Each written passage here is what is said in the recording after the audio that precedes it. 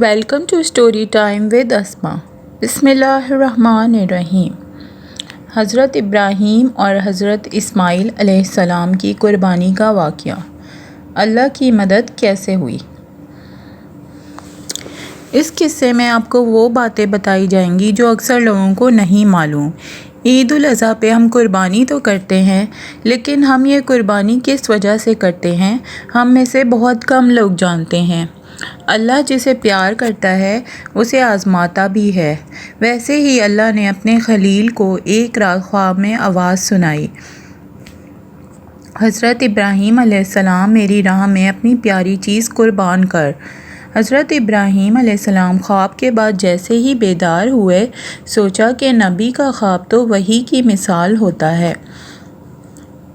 اللہ چاہتا ہے کہ میں اپنی پیاری چیز قربان کروں۔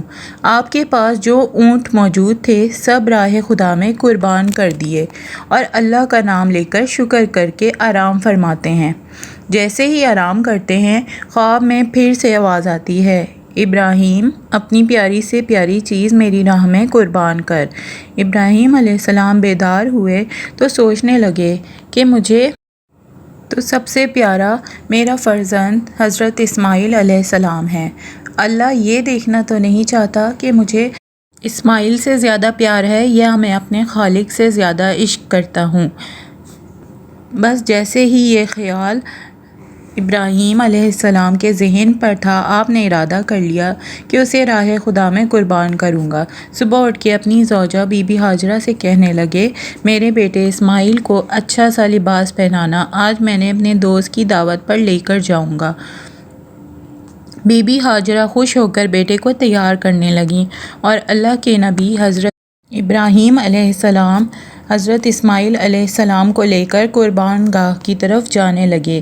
اتنی دیر میں شیطان آیا اور بی بی ہاجرہ سے کہنے لگا، آپ کے بیٹے اسماعیل کے دوست کے پاس نہیں بلکہ تمہارے بیٹے اسماعیل کو مارنے کے لیے لے جا رہا ہے۔ بی بی ہاجرہ نے پوچھا، میں ابراہیم کو جانتی ہوں، وہ اپنے بیٹے کو کیوں مارے گا؟ شیطان کہنے لگا، حضرت ابراہیم علیہ السلام نے اللہ کی طرف سے خواب دیکھا ہے کہ بیٹے کو قربان کرو اور وہ اللہ کے لیے تمہارا بیٹا قربان کر دے گا۔ بی بی ہاجرہ فخر سے بولی، اے شیطان، تم پر اللہ کی لعنت ہو! اگر میرا بیٹا اللہ کی رضا کے لیے قربان ہو رہا ہے تو اس سے بہتر میرے لیے فخر کی کیا بات ہوگی؟ میرے ہزاروں بیٹے اللہ کے نام پر قربان۔ اس کے بعد شیطان حضرت اسماعیل علیہ السلام کے پاس آتا ہے اور اسے کہنے لگتا ہے کہ تمہارا والد تمہیں قربان کرنے کے لیے جا رہا ہے۔ تمہارے والد نے خواب دیکھا ہے کہ اللہ کی راہ میں اپنا بیٹا قربان کریں۔ حضرت اسماعیل علیہ السلام فخر سے کہتے ہیں کہ اللہ کی راہ میں مجھے قربان ہونا پڑے، اس سے بہتر میرے لیے کیا ہو سکتا ہے؟ پھر شیطان یہی سوال لے کر حضرت ابراہیم علیہ السلام کے پاس آتا ہے اور کہتا ہے، اپنا پیارا بیٹا اسماعیل کیوں قربان کر رہے ہو؟ تمہیں کیا پتہ کہ تمہاری قربانی قبول ہوگی یا نہیں؟ اتنی دیر میں ابراہیم علیہ السلام پتھر اٹھاتے ہیں اور شیطان پر لعنت کر کے پتھر مارتے ہیں۔ آج بھی وہ جگہ قائم ہے جہاں لاکھوں لوگ شیطان کو پتھر مارتے ہیں، پھر آگے بڑھتے ہیں اور چلتے چلتے اپنے بیٹے سے کہنے لگتے ہیں، آج میں اللہ کی راہ میں تمہیں قربان کروں گا اسماعیل، تاکہ یہ واضح ہو کہ میرے دل میں اسماعیل سے زیادہ اللہ کا عشق موجود ہے۔ اسماعیل علیہ السلام فخر سے کہتے ہیں، بابا، اس سے زیادہ بہتر میرے لیے اور کیا ہوگا کہ مجھے اللہ کی راہ میں اللہ کا نبی قربان کریں، لیکن بابا میں کچھ عرض کرنا چاہتا ہوں۔ آپ بوڑھے ہیں اور مجھ سے بے پناہ پیار کرتے ہیں، جب میرا گلا کٹے گا آپ دیکھ نہیں پائیں گے۔